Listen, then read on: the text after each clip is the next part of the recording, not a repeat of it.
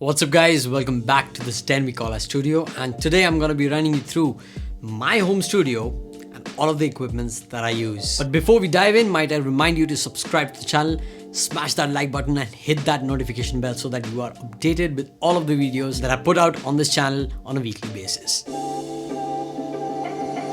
Alright, to start off, my main workstation, well, it's a Mac Mini M1. And it's sitting on an IKEA table. It's a simple IKEA table. The Mac Mini M1 is then connected to my external monitor, which is the BenQ 27-inch Full HD, which is again mounted on a desktop mount. As far as the connectivity goes, I have two USB hubs. One is powered and one is not, which expands from the existing USB 3.0 ports from the Mac Mini M1. And hey, if you want to check out my first impression on the Mac Mini M1 for music production, the link is right over here. Now to connect all of these off, I have the Apple wired keyboard. It's a very old keyboard. It comes with numeric pad, so that's a plus point, and a simple Logitech mouse. For my secondary laptop, I have the Apple MacBook Pro 2012 model. It's a pretty old model, but I've upgraded with 16 gigs of RAM and a 5112 SSD hard disk. Now jumping onto the MIDI, I have the Novation Launchpad Mini MK3. It's a groove controller, and as soon as Apple announced with the new Logic update, the Apple Live Loops, I was pretty excited to get my hands on one of these. For my MIDI keyboard, I have the Nectar Impact GX49. It's the 49 keys version, and it's pretty portable and small to kind of fix on my desk. It comes with modulation and pitch controls and various transpose controls. It has the feasibility to control your DAW as well. And it comes with an 8-track Bitwig Studio, which is a great way to start your music production journey if you're a beginner. Now for the audio interface, I have the trusty handy dandy Focusrite 8i6. I absolutely love this audio interface. It has two XLR/TRS inputs and 4 TRS inputs on the back. You also have 4 outputs where you can plug in 4 different monitors, which is a nice segue into the sound section. Now as far as the monitor is concerned, I have the KRK Classic 5. These are not the Rocket 5s, but you won't find a lot of difference in the soundscape. Frequency range is pretty flat in the mids, and it has a good clarity in the highs and the lows as well. All in all, it's a good 5-inch monitor for a small studio like this one. I've put an isolation pad on which I've put all of these. I don't have an external monitor stands. I don't think I would be investing in one of those. I'm pretty happy with the placement. For my primary headphones, I have the Beyerdynamic DT990 Pros, and if you want to check out a full-blown review on this, the link is right over here. And I also have a secondary pair of AKG. It's a closed bag headphones. It's not that expensive, it's not that cheap either. It helps in good recording sessions because you obviously, for recording vocals or acoustic instruments, you need a closed bag headphones. Now jumping into the most important thing, the acoustic treatment. Well, I have the pre-built rock wool panels. I bought it off of Amazon. I've placed them accordingly at a 45-degree from the monitors. I've done all of the checks, the distances where I sit, the distances between the two tweeters, and also the first reflection point and the second reflection point on the walls on the right and the left. I also have 2 acoustic panels which act as a diffuser behind this camera. So this is the back wall of the studio, and obviously you can see all of these 3 panels at the back. 2 of them are directly behind the monitors, so it helps in bass capturing. So I don't have bass traps as of yet.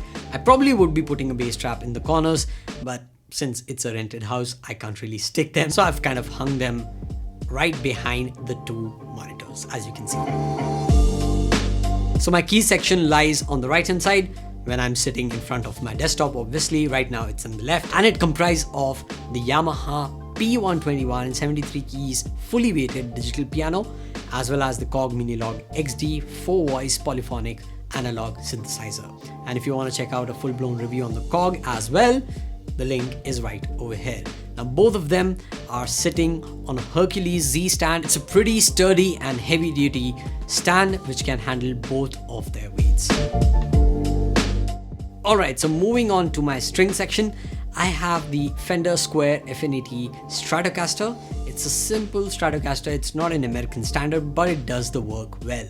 The tone is amazing, and the color, I absolutely love the color. Now moving on to the effects section, I have a bunch of analog pedals, right from a tuner, a Joyo volume cum wah pedal. I have a full drive 2 by MOSFET, overdrive and gain pedal, a Pro Core 2 distortion, TC electronic reverb, Strymon El Capistan delay, and all of these pedals are going through a Joyo Power Supply 2 sitting on a Joyo pedal board. And that's a pretty simple pedal board which I'm happy with. Now for the acoustic strings, I have the GBNA semi-acoustic guitar. For my bass, I have a jazz style bass. It's from a company by Arya. It's not that expensive, but it's not cheap either. The tones are pretty nice. The mids, however, are amazing on this one. Now for the DJ, I own the most famous and popular DJ controller out there, which is the Pioneer DDJ 400. It's compact, it's lightweight, and it's pretty easy to use considering the free software Rekordbox. Now, right now, I think you have paid subscription of Rekordbox as well, but I think there is a free version which works pretty well. I have the Rekordbox 6, I think, and it works pretty well. Now obviously for a home studio, you need to have mood lighting. So I have a bunch of RGB lights, RGB bulbs from various companies I bought off of Amazon. And for my cable management, it's pretty interesting. Now that I have a very simple IKEA table, I've velcroed an extension board right underneath my table. So all of my cables are hidden from the view. Obviously you can't hide all of the cables as of yet, but yeah, the majority of the cables are right underneath my table. And that's my studio, guys. That's a small little home that I've built over the years, and these are not a single day job. I've collected all of these items. Some are used, some are new, and I've collected them over the years. I've been collecting probably from 2008, so you can imagine it's a long time. Some of the products, as you can imagine, are expensive, and I kept on saving a lot of money to buy in parts. And this is where I want to drive home a point with you guys, and for all of you guys who are trying to establish their home studio or are new to this, don't buy all of the stuff at once. You just can't. Gauge what are your requirements, what is the type of music that you produce. Start collecting the products that you actually need and you actually dream of. But collect the best items instead of going for an inferior quality ones just for the sake of setting up your home studio at once. But yeah, that was my home studio, guys.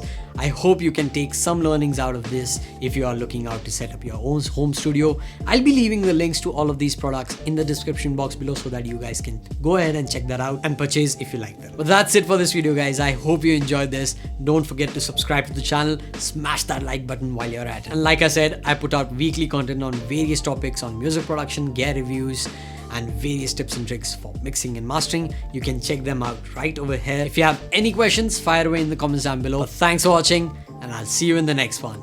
Till then, cheers.